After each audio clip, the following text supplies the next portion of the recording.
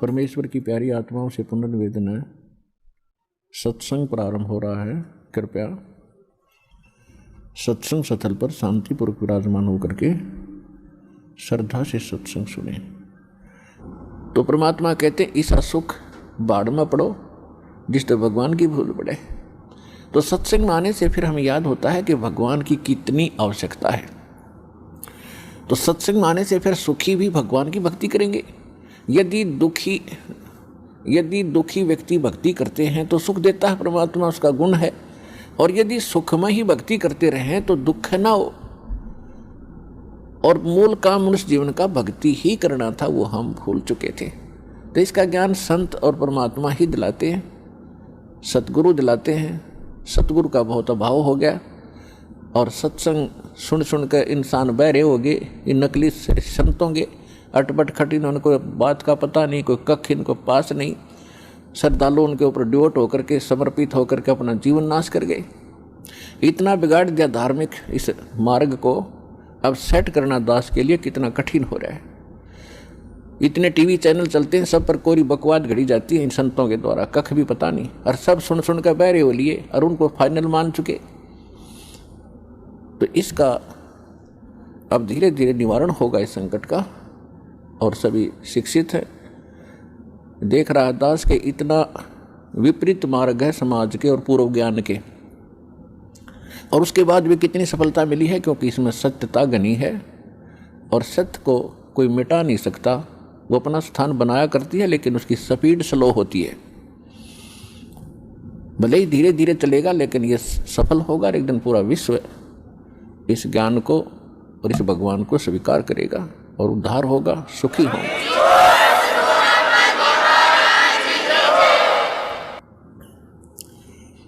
तो प्रसंग चल रहा है कि जब ये भगवान के दरबार में पहुंच जाता है तब इसको सारी बात याद आती है। जब वहां से चला था, मनुष्य जीवन पाकर आते हैं तो सभी उसके साथी बधाई देते हैं कि मेहर होगी भगवान की तेरे पे, और भगवान ना बोलिए, घनी भक्ति करिए, पीछा छुटवा के आना भी कहे।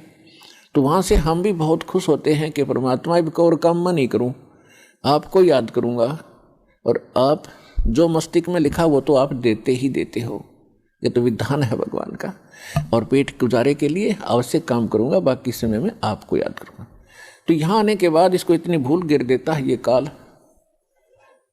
कि ये पिछला सब भूल जाता है और नए सिरे से इसकी पढ़ाई शुरू होती है। ये तेरा चाचा या तेरी चाची, ये तेरा मामा, ये तेरा बुआ, तेरी बुआ, और इस तरह से फिर इसको पढ़ा करके ये संसारिक ये मंत्र, माया कैसे इकट्ठी करनी चाहिए, बड़ी कोठी बना ले बड़ी इज्जत हो जाएगी, तो ये नए मंत्र सिखाए जाते हैं इसको।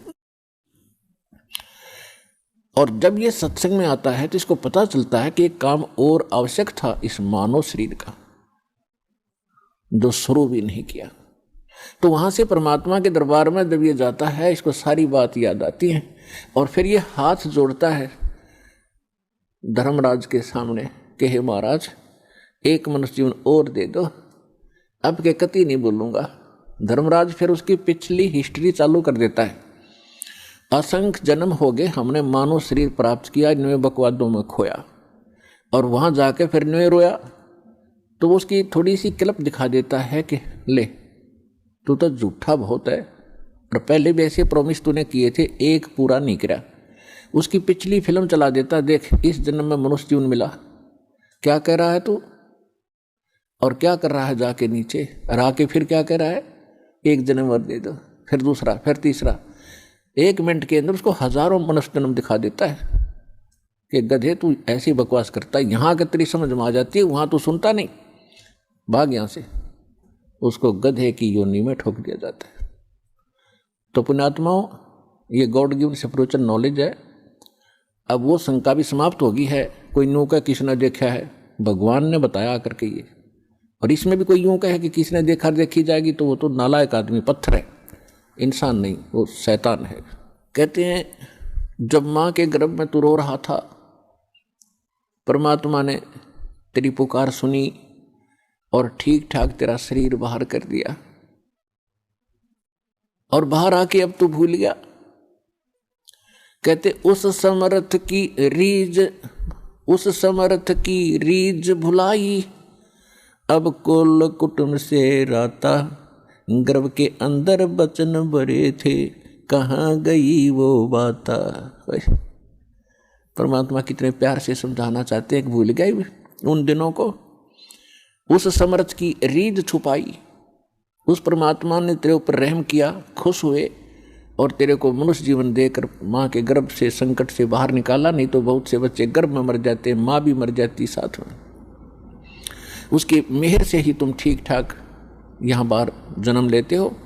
और आज भूल गया उन भगवान की उन बातों को कि गर्भ के अंदर वचन भरे थे, कहाँ गई वो बात। तो पुण्यात्मा, दुख में सुमन सब करें, सुख में करे न कोई, और जय सुख में सुमन करें तो दुख का ही कोई। तो सौभाग्य उन पुण्यात्माओं का जो यहाँ आए हैं, जिनके ऊपर कोई आपत्ति है।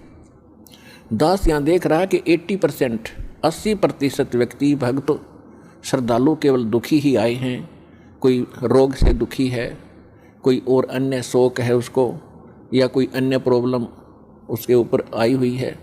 तो आपके लिए वो दुख, आपके लिए वो प्रॉब्लम, आपके लिए वो रोग एक वरदान सिद्ध होगा यदि इस मार्ग पर आप डटे रहे।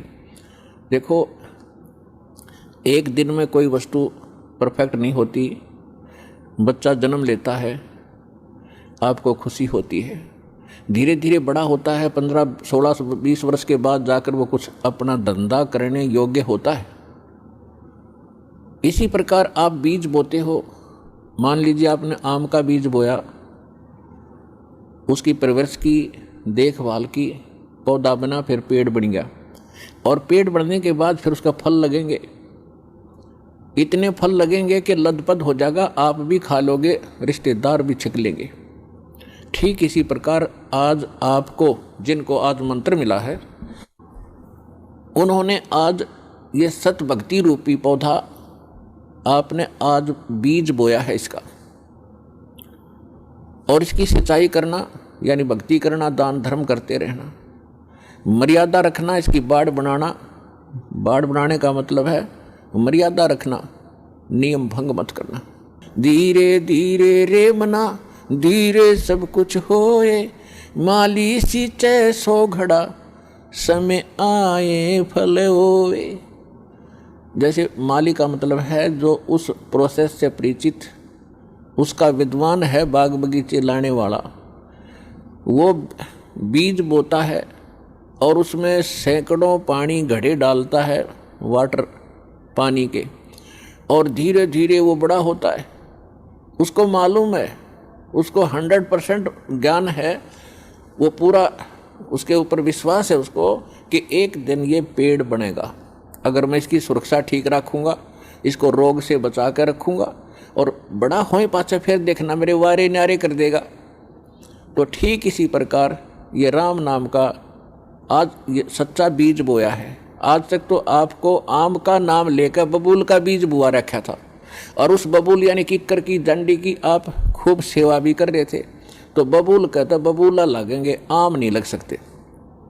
भक्ति भी करते थे, ऋषि महर्षि भक्ति खूब करी, जीवन गाल दिए, अब राज भी त्याग के भगवान के लिए जंगल में जा बैठे। लेकिन वो आम का पेड़ ना होने से, आम का बीज ना बोने से बबूल का बीज बो लिया, उनमें सिद्धियाँ आ गई।